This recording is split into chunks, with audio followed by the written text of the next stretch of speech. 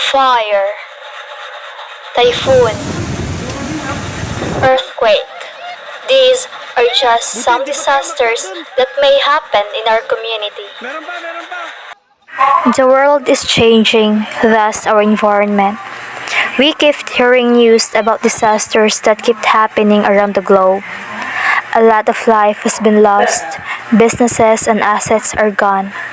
But still, we stand together and hoping that there is still a better tomorrow. Disasters are inevitable and unpredictable. We, human beings, have to cope up with the changes in our environment. And that's why it is very important to us to be prepared. And the question is, how can we adapt? How can we prevent? And how can we avoid the major effects of a disaster?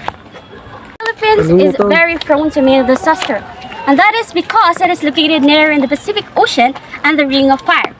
As a citizen in the Philippines, it is very crucial for you to be well informed on what to do before, during, and after a disaster. Hi, my name is Jamaica. Hi, my name is Bea. This video to give awareness to all the people on what they should do before, during, and after a disaster. And so, let's find out! Typhoon. A typhoon is an intense circular storm that originates over warm tropical oceans and is characterized by low atmospheric pressure, high winds, and heavy rain.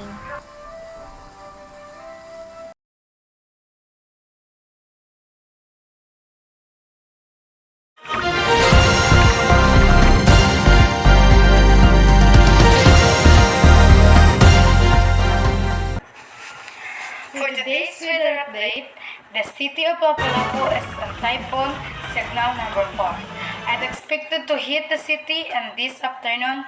Live in Olango Island, si Sunny and Toma, your weather reporter. After hearing the news about a typhoon, do not just ignore it, but prepare yourself and your family. You can start by preparing a go bag or an emergency kit. It should include all the things you need.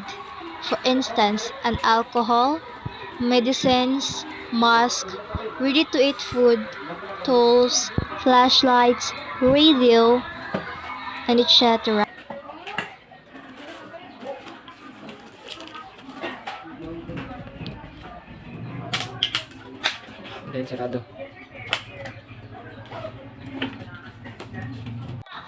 There's a lot of unexpected situations that may happen during a typhoon.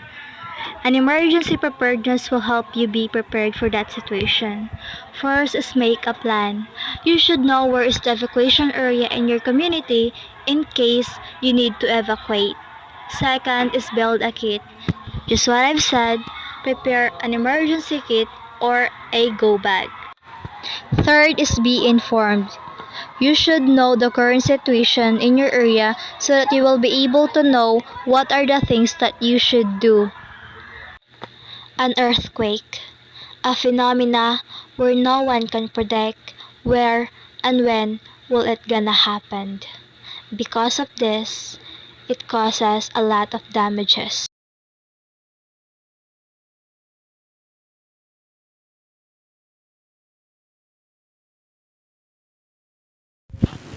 Things that you should do before an earthquake.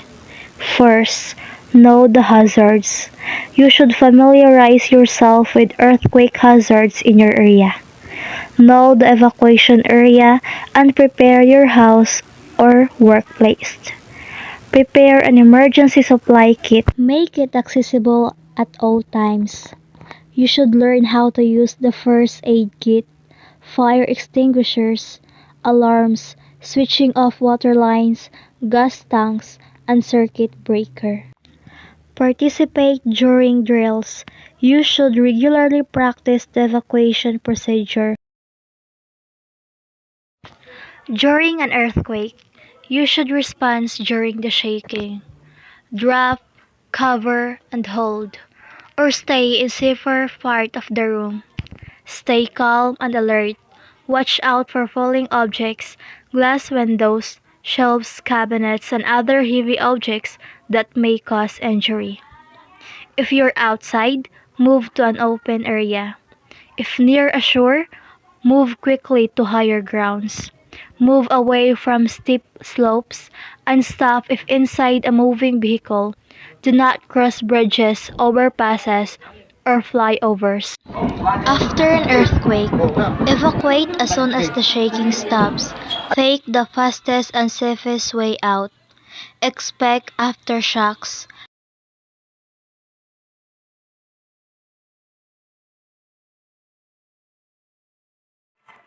You should be updated. Monitor the situation from the radio. Put out small fires using extinguisher and check yourself and others for injuries. Consult a doctor if needed.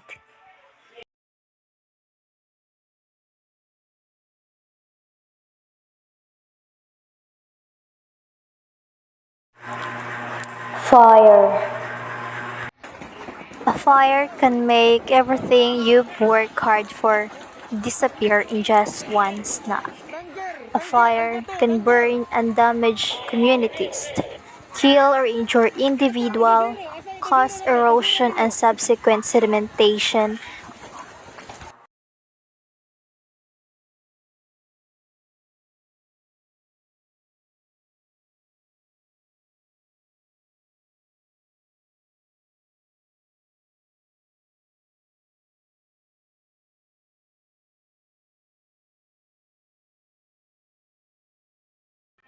And so, what should we do in order to prevent or avoid fire from happening?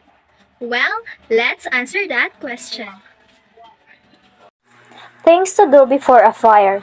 First, know your evacuation routes, transportation, and a place to stay with family or friends outside of the evacuation zone. Second, set up a family meeting spot so that you will be able to find each other quickly and teach your family what to do when they hear a smoke alarm. Third, build an emergency preparedness kit. And fourth, install the right number of smoke alarm. Test them once a month and replace the batteries once a year. Also, buy a fire extinguisher.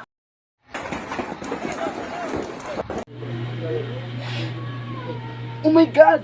There's a fire! If there's a fire, you should stay alert and be aware for evacuation instructions. Quickly find a cloth or a towel to cover your nose from inhaling unharmful smoke. Wet the cloth or towel so that it will help lessen the smoke getting in your nose. And if you see a fire approaching or if you're trapped, call 911 and quickly find your way out. Wear N95 mask to protect your lungs from harmful particles. And stop, drop, and roll if you or your family's cloth catch on fire.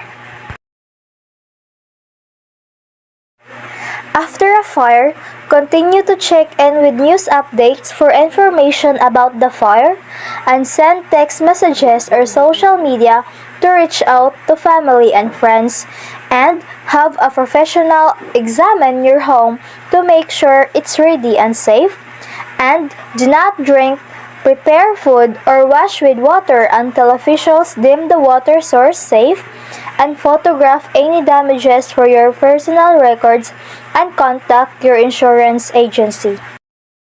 You learned something? Please, always remember the things that we've discussed in this video because it is very important for me, for you, and for all the people to be well informed about disaster. Because knowledge is power. This year, everyone, goodbye.